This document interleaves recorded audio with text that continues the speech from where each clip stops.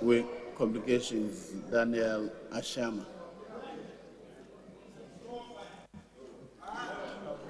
Thank you, Mr. Speaker, for the opportunity to contribute to the motion moved by the Minister of Finance for the approval of 2019 budget. And in doing so, I would like to focus on the communication sector and then move out a bit to look at areas that will serve the interests of this debate. Mr. Speaker, taking 2019 budget into consideration, I am a bit sad, especially so at the communication budget that is in 2018 budget statement. Even though there are some good things like the road that to be constructed or captured from Hokwe by Katuayuma in my constituency, I am also very dissatisfied to look at the road that comes from Jasikan to Dodipepesu to Nkwanta that was mentioned in the mid-year budget review, only for this budget to cut that 110 kilometers to 56 kilometers. And the reason is that the Dodipepesu Nkwanta road was the road that Mahama government have constructed. But it was actually captured in the mid-year budget review, page 41. And I asked a question, why so? Now we have approved that budget. So where is that money? Yes. Because we have approved that budget in this house. So where that money goes, we must know. And I'm sure in the later days, the Minister of Roads will tell us. Because the Ford Expedition case has been a major case in this country during the 2016, towards the 2016 election. But that very road has been captured that the MPP government is going to do it. Now they have taken it out. They should come and explain to the House. And I think I'll be very happy with them. Mr. Speaker, Ministry of Communication hosts a lot of agencies. And to me, for this country to develop, the major stakeholder is the Ministry of Communication. And if we want to expand this country in terms of job creation and employment, it is the Ministry of Communication that may take the lead in doing so. But unfortunately, as I said earlier, what we need to really expand this economy for sole proprietorship business is to thrive is making sure that the whole nation is under internet architecture. And that is to say that starting with the former President John Dramani Mahama, where he has started with 780 kilometers of fiber optic project laid from Boku to Ho, I was expecting, as the minister did in 2018, by continuing from Ho to Accra. Well, it could be that they will be doing the area one, whether area or underground. The nation need to be under architecture. And that when this nation is under internet architecture, it opens up the economy to create jobs for our brothers and sisters. For example, we're talking about if the internet is really in my village, a lot of businesses could be set up, internet cafes, which will be in all corners of this country. We may also talk about the communication centers as we started, but those ones were started in the big towns, leaving the villages. Every part of this country counts in terms of development because the money that government gets is to be distributed fairly to every part of this country. But that has not happened. We can also move on to do or create businesses, or people in the rural areas can talk of businesses in mobile money business. Mr. Speaker, as we are sitting here today, all that we are doing is just to focus on the big towns, Accra, Kumasi, Takoradi, Cape Coast, Ho, Eastern Region, Tamale. Are other villages in this country not part of this economy? And that is why I was expecting to see a lot whether minister is doing or the ministry is doing it, this budget statement must state it. Because wherever we go, this is the document that we are carrying out there, that this is what our ministry is doing. But there is some seeming chameleonistic behavior in the what? The governance of this country. You realize that when it comes to what? This Ghana Post GPS, it was handled outside even the parliament and the committee. We didn't hear anything. We just said that 2 point something or 1 point something million was paid for somebody for the apps to be uploaded. Today we are finding that project in the budget statement. And I would like to plead through the Speaker of this House that such projects, whatever project that we have at the Communication Ministry, should come to the Parliament, to your committee, so that we do due diligence to it before the project continues. We do the same thing during the what? The 780 kilometers fiber optic project, and I'll appeal for that to happen. Another business that could be also created is about sales of these scorecards in the rural areas. I'm sorry, Honorable Nyindam is not in the house. I was in his constituency with my NGO to support Giradongo. And in fact, for the number of days I stayed there, my brothers, I couldn't even call my wife. The network is not available. But this is the country that we are governing.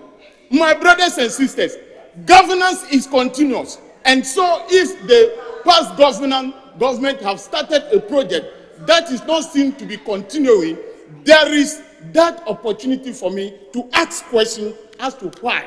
Because if you look at the the business to business sector, or bringing the informal to the formal sector, Ministry of Communication must move forward on that. So if Mahama have started with laying the fiber optic, whether underground or area, and then move to create the data center that we have right here in Accra here, and then the other one in Kumasi to serve as a backup, that means that when we move to the informal sector to gather the data of Ghanaians that we want to put on the tax roll, then this data could be captured. And even the mass log that we are talking about, how do we bring these people? How do we target them so that the nation and the people in this country can benefit? The data could be made available to the government for these monies to be given to appropriate persons for the business to grow. Mr. Speaker, do you know what will happen then? Then through that, once the people have been what? Empowered. We are not talking about social intervention here. The people must be empowered. When you are beating your chest that you are giving social intervention, the people are not empowered. You are making the people poor so that you be issuing out stand food for them to eat. If everybody were to have money, what is the need for maybe telling somebody that you are giving the person social intervention? Social intervention only comes when there is a problem and a challenge and you want to solve it. But when you empower the people of your country to do their own business and get money, social intervention is a mediocrity. And so we don't have to be beating our chest that we are doing social intervention. In any case, social intervention drives on the what? The social infrastructure. And that is it. Are we going to issue the National Health Insurance card under trees or under the sea? It must be in the buildings. What about the women who are pregnant that we want to what? Give them free services? That must happen in the hospital. Can you tell me how many hospitals we are focused on to build for these pregnant women that we are talking about to go and take the services? Can you tell us that? Mr. Speaker, in moving forward, ICT sector can also create another job where the producers and then the distributors can meet to transact business for the development of this nation. A forward and a visionary government will always ensure that these facilities are provided, and then the people in the business circle can do very good business in this country, for which they will not need social intervention. Mr. Speaker, moving to paragraph 749 in the budget statement, 400 telephony sites to to provide the voice signals in 2,000 communities, due to limited or non-existence of what? Network, due to operators not being able to do what? To expand. This is where I come. That must we wait for the private operators to connect the communities for us to do internet business? That is why I am calling on the government and the ministry that they need to focus very well on the Ministry of Communication so that this infrastructure could be made available if voice signals are only given. And then we pick girls from all over the country to come and train at the Accra Digital Center. And then they go back to their villages where there is no internet. What is the value for money for that exercise? Because learning must continue, even to their homes and villages. But if such facilities are not there, then it is an exercise in mediocrity. And I will always advise that we move forward in that aspect. Moving forward again, we're talking about paragraph 753. 753 talks about e-transform project, that's e-procurement. Mr. Speaker, today as we are sitting down here, the ministry is doing a lot. They distributed computers through GIFEC to the district assemblies. But you know the problem we have today? Even some of the new computers, there are no people to service them. And we are to procure as members of parliament through the gift mix system.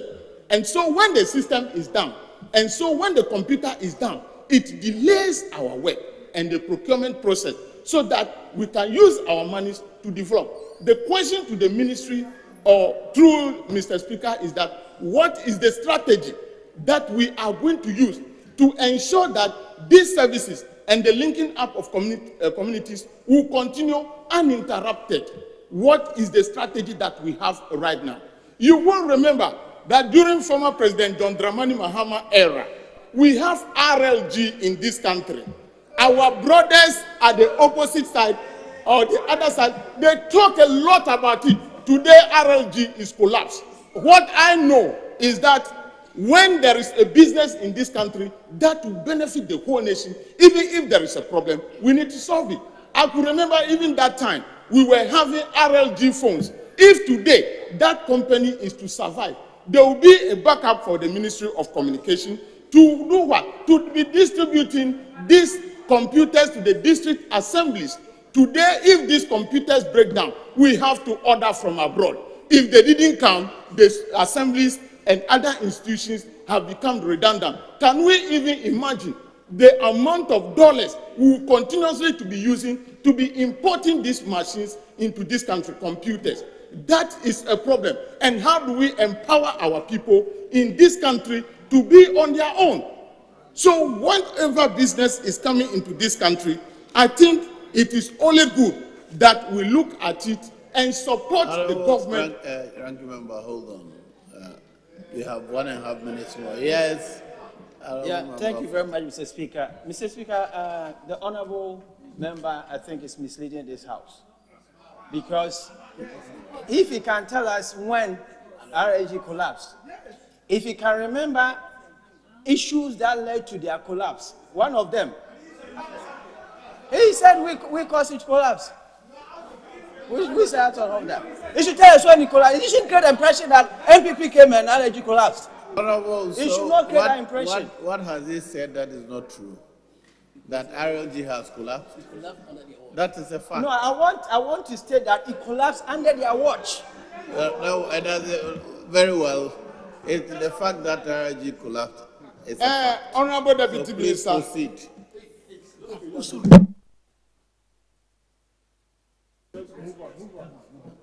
Mr. Speaker, I thank you for intervening. He was not in this House as at 6th Parliament. And we saw what happens in this country. The issue, as Mr. Speaker has said, is that RLG company is no more existing. If it were to be existing, can't it be a backbone supporter to the Ministry of Communication? That is what you are talking about. Please, the stories and all that came was not there. Mr. Speaker, we're talking about coding for kids by GIFEC, as I have mentioned. And then the learning of the online or digital marketing. This is also very good. And this is the first. 1 minute more. Please, I'm taking the position of the ranking, Honorable Minister. So I'm taking 50. Check, it's 14 minutes, 15 seconds. Check. Thank you very much. Mr. Speaker, to wrap it up all, you realize that today we are dying under the taxes of the MPP government. How can a civil servant be taxed 35% after shouting you bring it to 30? Meanwhile, the corporate tax of this country is 25%. The Ghanaians are suffering under MPP government. With the double taxation, a car that is cleared at the harbor has what? The specs charges at the import tax. Now you come to the DVLA, Mr. Speaker was the former chief executive of DVLA, and then they will ask you to take another levy, double tax. Are we trying to make Ghanaians poor in this country so that we cannot live? And then you continue to be giving us what?